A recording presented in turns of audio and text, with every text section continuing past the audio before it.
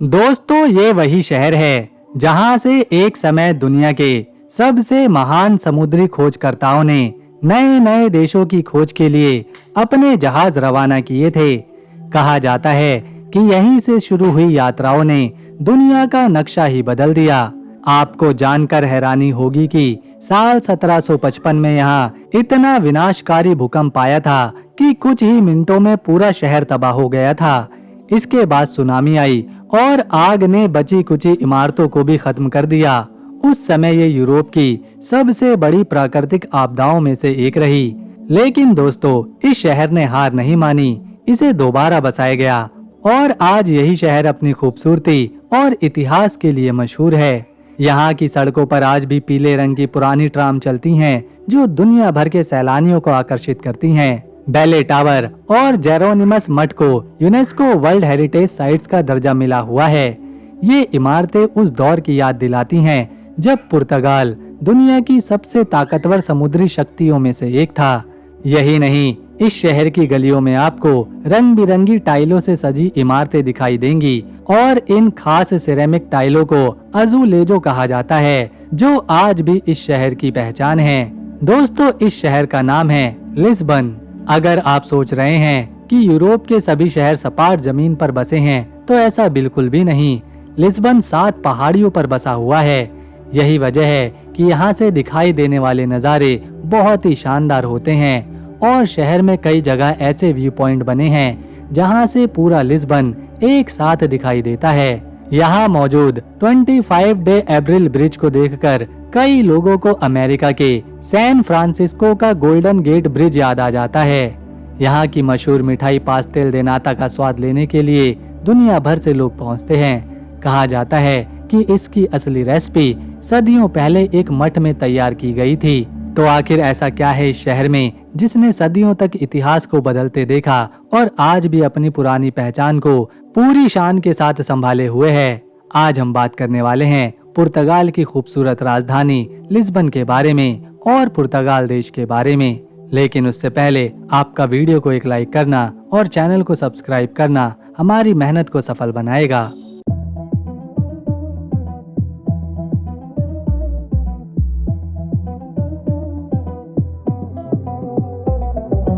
पुर्तगाल का land area 92,000 square kilometre में फैला हुआ है।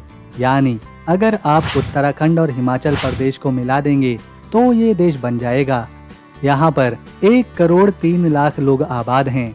जैसे हमारे भारत में नालंदा विश्वविद्यालय हजारों साल पहले बना था, उसी तरह 1290 में यहाँ भी यूरोप का सबसे पुराना विश्वविद्यालय खोला गया था। ये है देश की राजधानी लिस्बन। ये शहर शायद बहुत पुराना ना लगे, लेकिन इसकी ऐतिहासिक गहराई 3000 साल पुरानी है।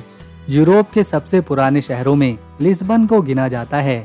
सबसे पहले फिनीशियन और फिर ये रोमन साम्राज्य का हिस्सा रहा। उसके बाद मॉरिश लोगों ने यहाँ शासन किया और हर किसी ने इस शहर में अपनी अलग छाप छोड़ी। ये शहर न सिर्फ पुर्तगाल की राजधानी है, बल्कि एक ऐसी जगह है जहाँ संस्कृति, इतिहास और आधुनिकता एक साथ मिलती हैं। 15वीं और 16वीं शताब्दी में जब पुर्तगाल समुद्री शक्तियों में सबसे आगे था, तब लिस्बन को दुनिया के सबसे अमीर और बिजी बंदरगाह में से एक माना जाता था। यही वो जगह है जहां से वास्को डी गामा भारत के लिए रवाना हुए थे। उस दौर को पुर्तगाल का गोल्डन एज कहा जाता है और लिस्बन उस सुनहरे युग का केंद्र था। लेकिन साल 1755 में एक जबरदस्त भूकंप आया जिसने इस पूरे शहर को तबाह कर दिया। लेकिन यहाँ के लोग बहुत ही हिम्मत वाले हैं।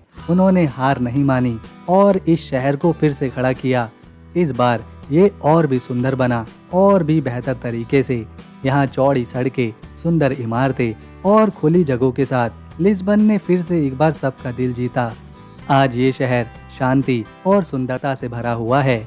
यहाँ की गलियों में चलती पीली ट्राम, ऊंचाइयों पर बने पुराने किले, टैगस नदी का नीला पानी और दूर तक फैली लाल छतों वाली इमारतें, सब कुछ मिलाकर इसे एक फिल्म जैसा बना देती हैं। यहाँ की दीवारों पर लगे नीले और सफेद अज़ोलिज़ोस टाइल्स लिस्बन की पहचान बन चुकी हैं। हर टाइल पर एक चित्र होता है और हर चित्र में एक कहानी। इस शहर को ऐसा बनाया गया है यहाँ आधुनिकता के साथ साथ पुरानी विरासत भी जिंदा रह सके। यहाँ के म्यूजियम, पुराने चर्च और संगीत हर किसी को पसंद आते हैं। यहाँ का खास संगीत फाड़ो बहुत ही भावुक और गहराइयों से भरा होता है, जो लिस्बन की आत्मा को आवाज देता है। जब कोई पहली बार इस शहर में कदम रखता है तो उसे यकीन नहीं होता कि कभी ये शहर भूकंप से मिट चुका था। आज यहाँ की झीलें, ऊंची इमारतें और मुस्कुराते हुए लोग इस बात की मिसाल हैं कि अगर जज्बा हो तो कोई भी शहर दोबारा बसाया जा सकता है।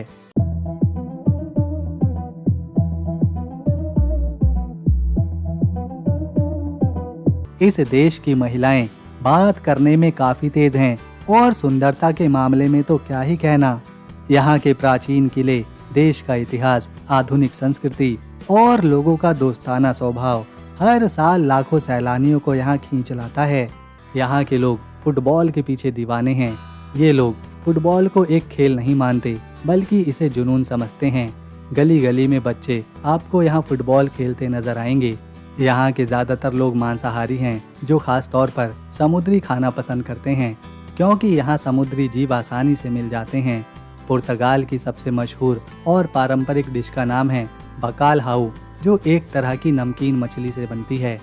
पुर्तगाल के लोग बहुत ही शांत, खुशमिजाज और जिंदगी को एंजॉय करने वाले होते हैं। इन्हें समंदर से बहुत प्यार है। पुर्तगाल के ज्यादातर बड़े शहर अटलांटिक महासागर के किनारे बसे हुए हैं और यही वजह है कि लोग हर दिन समंदर के किनारे अपना कीमती समय बिताने जाते हैं। चाहे सुबह हो या शाम, लोग बीच पर जाकर धूप सेकते हैं, दोस्तों के साथ बातें करते हैं, सर्फिंग या स्विमिंग का मजा लेते हैं। यहाँ तक कि जब इनका सबसे बड़ा त्योहार फातिमा पर्व या फिर क्रिसमस आता है तो लोग चर्च जाने के बाद दिन के समय समंदर के किनारे बिताते हैं। परिवार के साथ पिकनिक मनाना, गिटार बजाना और बीच पर बैठकर सूरज को डूबते हुए देखना पुर्तगाल की जिंदगी का एक हिस्सा है। यहाँ के लोग बहुत ही सामाजिक और मिलनसार होते हैं। पुर्तगाल एक छोटा सा देश है, लेकिन इसकी शिक्षा प्रणाली कमाल की है। यहाँ के 95% से ज़्यादा लोग पढ़े लिखे हैं। University of Lisbon, university of Porto और यूनिवर्सिटी ऑफ कोइम्ब्रा यूरोप की सबसे पुरानी और प्रतिष्ठित यूनिवर्सिटीज़ में से एक हैं। पुर्तगाल ने अब तक 2 बार नोबेल प्राइज़ अपने नाम किया है, एक चिकित्सा में और एक साहित्य में। ये लोग खाने पीने के शौकीन हैं और किसी भी त्योहार या छुट्टी के दिन आपको यहाँ के रेस्टोरेंट्स में काफ़ी भीड़ देखने को मिलेगी। ये है बैले टावर। नाम से ही पता चलता है कि ये पुर्तगाल की राजधानी लिस्बन के बैले नामक क्षेत्र में मौजूद है। ये ऐतिहासिक मीनार 16वीं सदी में बनाई गई थी और ये पुर्तगाल के समुद्री इतिहास की एक अनमोल धरोहर मानी जाती है। ये टावर कभी समुद्री सुरक्षा के लिए बनाया गया था, लेकिन आज ये पुर्तगाल का एक प्रतीक बन चुका है। इस टावर की सुंदरता इसके आर्किटेक्ट स्टाइल में छुपी हुई है, जिसमें गॉथिक, मॉरिश और रीबिल्डिंग शैली का मेल देखने को मिलता है। सफ़ेद रंग के पत्थरों से बनी इस इमारत की डिज़ाइन इतनी बारीकी से की गई है कि इसे देखने के लिए हर साल लाखों सैलानी लिस्बन आते हैं। इसकी स्थिति ताज़े पानी और समुद्र के मिलन बिंदु पर है, जिससे इसका दृश्य और भी मनमोहक लगता है। बैले टावर सिर्फ एक इमारत नहीं बल्कि पुर्तगाल की पहचान है। ये 1983 में यूनेस्को विश्व धरोहर स्थल में घोषित करी गई थी। यहाँ की दीवारों पर पुर्तगाल के प्रसिद्ध नाविकों की कहानी खुदी हुई है, जिन्होंने दुनिया की खोज में नए रास्ते लाए।